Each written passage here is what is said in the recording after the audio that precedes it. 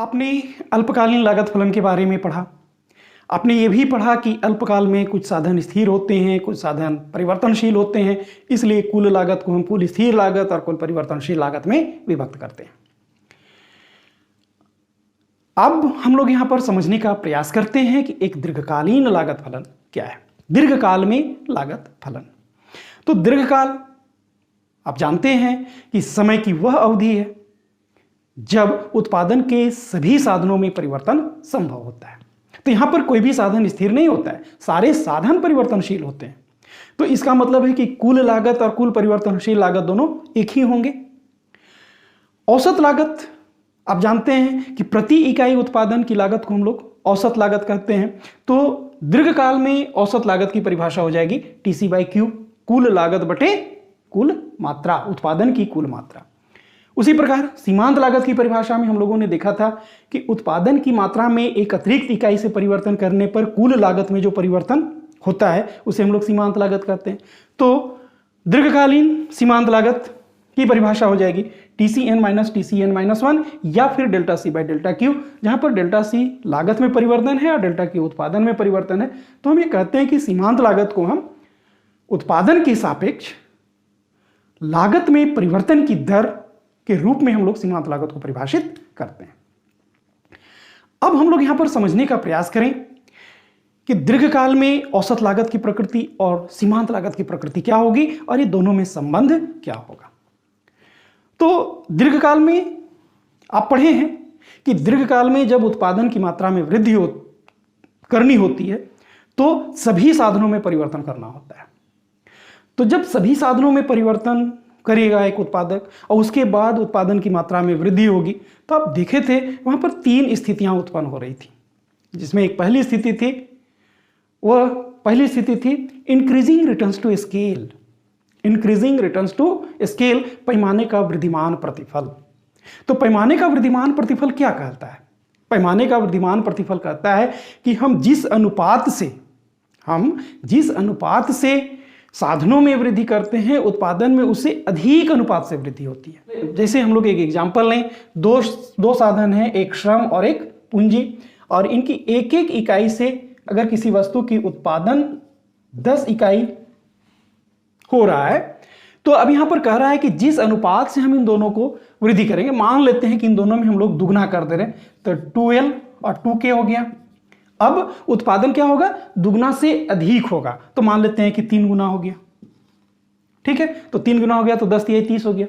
अब यहां पर तो इसका मतलब है यहां पर जो पैमाने का प्रतिफल है वो है इंक्रीजिंग रिटर्न्स टू स्केल या पैमाने का वृद्धिमान प्रतिफल है। अब यहां पर आप सोचिए कि अगर हम उत्पादन को दुगना ही करें तो ये दोनों साधन जो होंगे वो दुगना से कम लगेंगे कि नहीं लगेंगे?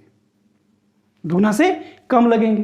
तो दुगना से कम लगेंगे इसका मतलब उत्पादन की जो लागत होगी वो कम होगी, और उत्पादन की लागत कम होगी इसका मतलब प्रति इकाई उत्पादन की लागत भी कम होगी।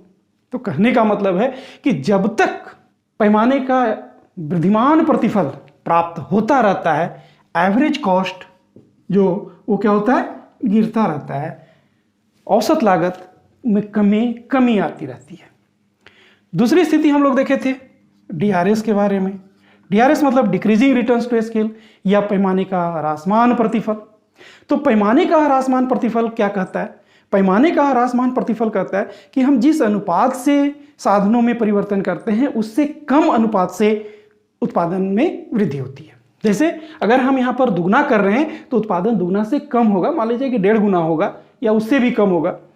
तो वैसी परिस्थिति में हमें उत्पादन के एक स्तर को प्राप्त करने के लिए पहले से अधिक अनुपात में हमको साधन चाहिए, है ना। जैसे अभी यहाँ पर हम लोग DRS में इसी उदाहरण को ले ले कि एक श्रम और एक पूंजी मिलकर अगर किसी वस्तु के 10 इकाई को उत्पादन करते हैं, तो यहाँ पर अगर हम 3 दुगना की वृद्धि कर रहे हैं, 2L और 2K कर रहे हैं, तो उत्पादन में दुगने से कम की वृद्धि होगी, मतलब 15 1.5 गुने की वृद्धि हुई। अब यहाँ पर क्या है कि अगर हम इसको दुगना प्राप्त करना चाहें, दुगना प्राप्त करने के लिए हमें क्या करना होगा?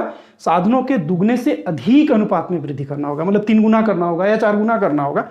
तो वैसी परिस्थिति में क्या होगा? वैसी परिस्थिति में होगा कि हमें साधन ज़्यादा लगाने होंगे, और ज़्यादा साधन लगाने होंगे तो उन पर हमारा खर्च भी होगा, इसका मतलब लागत भी बढ़ जाएगी। और जब लागत बढ़ेगी तो प्रति इकाई लागत भी बढ़ेगी। तो इसका मतलब है जब पैमाने का ह्रासमान प्रतिफल प्राप्त होगा तो औसत लागत जो है वो बढ़ने लगेगी, औसत लागत बढ़ने लगेगी। और तीसरी स्थिति है वह है कांस्टेंट रिटर्न्स टू स्केल या पैमाने का स्थिर प्रतिफल। तो पैमाने का स्थिर प्रतिफल कहता है कि जिस अनुपात से साधनों में वृद्धि की जाती है ठीक उसी अनुपात से उत्पादन में भी वृद्धि होती है। मतलब अगर हमें उत्पादन दुगना करना होगा तो साधन को भी हमको दुगना करना होगा। अगर हम उत्पादन 4 गुना करना चाहें तो हमें साधन भी 4 गुना करना होगा। तो कहने का मतलब है कि लागत का जो अनुपात है प्रति इकाई लागत जो होगी वो स्थिर होगी, कांस्टेंट होगी। इसका मतलब है कि जब पैमाने का स्थिर प्रतिफल प्राप्त होता है तो औसत लागत स्थिर रहती है। अब यह अनुभव से यह ऐसा देखा गया है कि एक फर्म में पहले इंक्रीजिंग रिटर्न्स टू स्केल कार्य करता है, फिर कांस्टेंट रिटर्न्स टू स्केल कार्य करता है और उसके बाद फिर डिक्रीजिंग रिटर्न्स टू स्केल कार्य करने लगता है। मतलब जब उत्पादन के साधनों में वृद्धि की जाती है तो पहले पैमाने का वृद्धिमान प्रतिफल प्राप्त होता है, फिर पैमाने का स्थिर प्रतिफल प्राप्त होता है और उसके बाद पैमाने का ह्रासमान प्रतिफल प्राप्त होने लगता है। तो इसका मतलब है कि जब वृद्धिमान प्रतिफल प्राप्त हो रहा है तो औसत लागत घटेगी, जब स्थिर प्रतिफल प्राप्त होगा तो औसत लागत न्यूनतम होगी और जब पैमाने का ह्रासमान प्रतिफल प्राप्त होगा तो औसत लागत बढ़ेगी। इसका मतलब है कि औसत लागत वक्र का आकार जो होगा वह यू आकार का होगा, माने इस प्रकार का होगा जैसा कि हम इस रेखा चित्र में देख रहे हैं। यहाँ पर आउटपुट और यहाँ पर एसी, तो ये होगा इस प्रकार से। एसी होगा ये लॉन्ग रन एवरेज कॉस्ट। अब यहाँ पर हम सीमांत लागत की देखें तो जब औसत लागत गिर रही होती है तो सीमांत लागत औसत लागत से कम होती है, और जब औसत लागत बढ़ रही होती है तो सीमांत लागत औसत लागत से अधिक हो जाती है, और जब औसत लागत न्यूनतम होती है तो सीमांत लागत दोनों आपस में बराबर होते हैं। तो इसका मतलब है सीमांत लागत वक्र नीचे से ऊपर की ओर उसके न्यूनतम बिंदु पर प्रतिच्छेद करेगा। तो इसका मतलब एमसी भी सीमांत लागत वक्र भी यू आकार का होगा, long run marginal cost curve. अभी आप दीर्घकालीन लागत फलन के बारे में पढ़ रहे थे। उम्मीद करता हूं कि आज का यह वीडियो आपको अच्छा लगा होगा। अगर समझने में कहीं कठिनाई आई होगी तो आप अपने प्रश्न को हमारे कमेंट बॉक्स पर अवश्य कमेंट करेंगे, आपके प्रश्न का उत्तर देने का प्रयास होगा। आपका बहुत बहुत धन्यवाद।